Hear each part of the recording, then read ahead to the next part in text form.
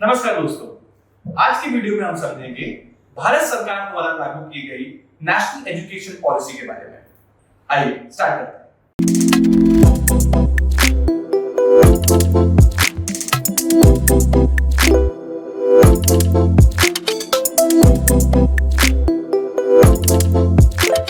सबसे पहले हम समझेंगे चयन आधारित credit system, choice based credit system. Choice based credit system पर आधारित स्नातक पाठ्यक्रम ग्रेजुएशन प्रोग्राम 4 वर्षीय होगा।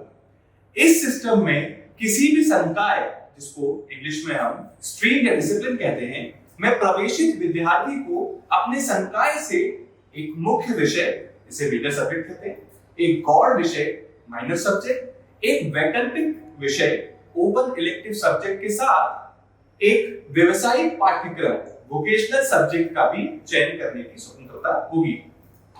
इसके साथ ही फील्ड प्रोजेक्ट या इंटर्नशिप या अप्रेंटिसशिप या कम्युनिटी एंगेजमेंट एंड सर्विसेज का अध्ययन करना होगा। इसको चॉइस बेस्ड क्रेडिट सिस्टम इसलिए कहा गया है क्योंकि विद्यार्थी को अपना विषय स्वयं चुनने की स्वतंत्रता दी गई है। वह दिए गए विषय में से अपना मनपसंद विषय का एक चयन करके अपनी पढ़ाई कर सकता है। दूसरा, बहुविषयक शिक्षा, जिसे मल्टी डिसिप्लिनरी एजुकेशन भी कहते हैं। वैकल्पिक विषय ओपन इलेक्टिव का चयन करते समय विद्यार्थियों को यह सुविधा प्रदान की गई है कि वे अपने मूल संकाय मेन स्ट्रीम से अथवा किसी अन्य संकाय से, जैसा महाविद्यालय में उपलब्धता हो, अपनी रुचि के अनुसार ओपन इलेक्टिव कोर्स का चयन कर सकता है। विद्यार्थियों को अपनी रुचि के अनुसार अपना विषय चयन करने की स्वतंत्रता होगी।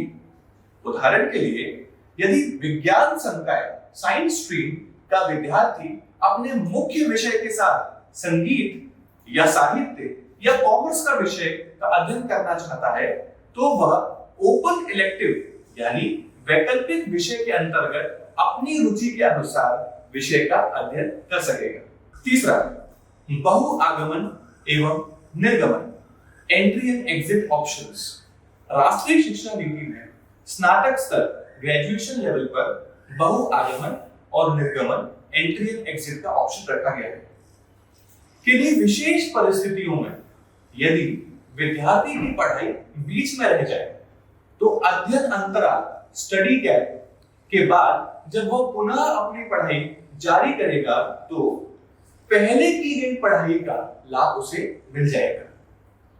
विद्यार्थी द्वारा पाठ्यक्रम छोड़ने, संस्थान परिवर्तन करने, विश्वविद्यालय परिवर्तन करने पर उसके द्वारा उस समय तक अर्जित क्रेडिट यथावत बने रहेंगे। इस तरह समझें, स्नातक प्रथम वर्ष में कुल 40 क्रेडिट होंगे।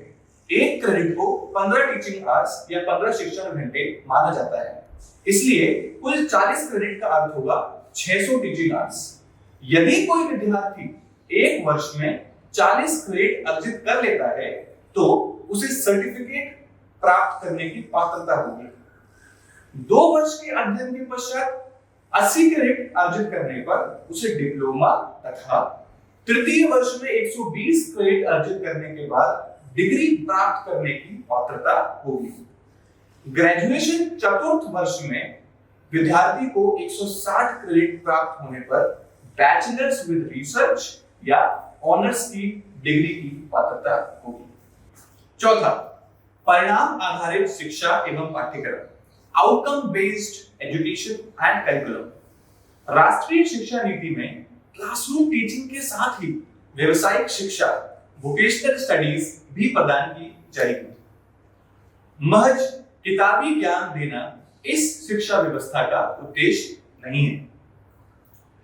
रटंत प्रवृत्ति को समाप्त करने के साथ विद्यार्थियों में विषय की गहरी समझ विकसित करने का प्रयास यहाँ पर किया जाता है। विद्यार्थियों की रचनात्मक सोच और तार्किक क्षमता बढ़ाने और उनमें निर्णय लेने तथा नवाचार, इनोवेशन की भावना को विकसित करने का उपक्रम यह पाठ्यक्रम करेगा। पांचवा, भारत की समृद्ध ज्ञान परंपरा से युक्त समावेशी शिक्षा, inclusive education with rich Indian traditional knowledge.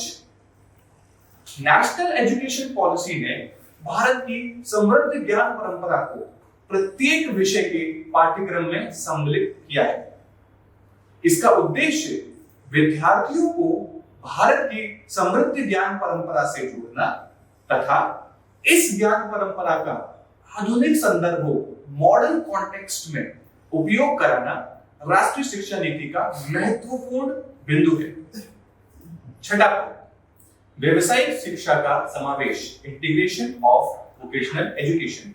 राष्ट्रीय शिक्षा नीति में जो नवाचार, इनोवेशन किए गए हैं, उसमें एक नई पहल यह भी है कि अब शिक्षा को कौशल संवर्धन, स्किल डेवलपमेंट के साथ जोड़कर पाठ्यक्रम या सिलेबस का निर्माण किया गया है। इसमें पाठ्यक्रम इस प्रकार बनाए गए हैं कि विद्यार्थियों को रोजगार एवं व्यवसायिक शिक्षा भी प्राप्त हो। सातवां, योग्यता संवर्धन, स्किल एनहांसमेंट। इस नीति में विद्यार्थियों की योग्यता का संवर्धन होगा।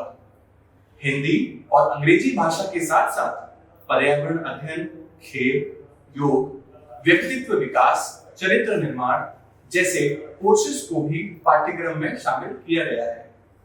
निश्चित ही इन कोर्सेज का अध्ययन करके विद्यार्थी की योग्यता का संवर्धन हो सकेगा। आठवां, ऑनलाइन अध्ययन सुविधा, ऑनलाइन लर्निंग फैसिलिटी।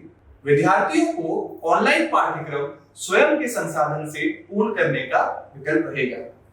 यह भी एक इनोवेशन है जिसके अंतर्गत विद्यार्थी भारत सरकार के स्वयं पोर्टल या मुफ्त विश्वविद्यालय द्वारा उपलब्ध कराए गए ऑनलाइन कोर्सेज स्वयं के संसाधनों से पूर्ण कर सकेगा। नवा, नेशनल एजुकेशन पॉलिसी इनोवेशन। राष्ट्रीय शिक्षा नीति का प्रमुख उद्देश्य विद्यार्थियों को क्वालिटी एजुकेशन प्रदान करने के साथ कौशल विकसित करना है। इसलिए व्यवसायिक विषयों पर विद्यार्थियों का फील्ड प्रोजेक्ट, इंटर्नशिप और अप्रेंटिसशिप तथा कम्युनिटी एंगेजमेंट एंड सर्विसेज को शामिल किया गया है। इसके माध्यम से agriculture, industrial policy, small and village industries और उद्यानिकी जिसे हॉर्टिकल्चर बोलते हैं आदि से विद्यार्थियों को जोड़ा जाएगा ताकि विद्यार्थी शिक्षा के साथ रोजगार प्राप्त करने में सक्षम हो सके। आई होप इस वीडियो में आपको नेशनल एजुकेशन पॉलिसी के बारे में पूरी जानकारी मिल गई होगी। अब आप इस जानकारी का प्रयोग अपने कोर्स सिलेक्शन में आसानी से कर सकते हैं और एक बहुत अच्छा फ्यूचर आप अपने लिए डिसाइड कर सकते हैं। और अगर आपको कोई भी डाउट्स हो तो आप कमेंट सेक्शन में हमसे पूछ सकते हैं। धन्यवाद।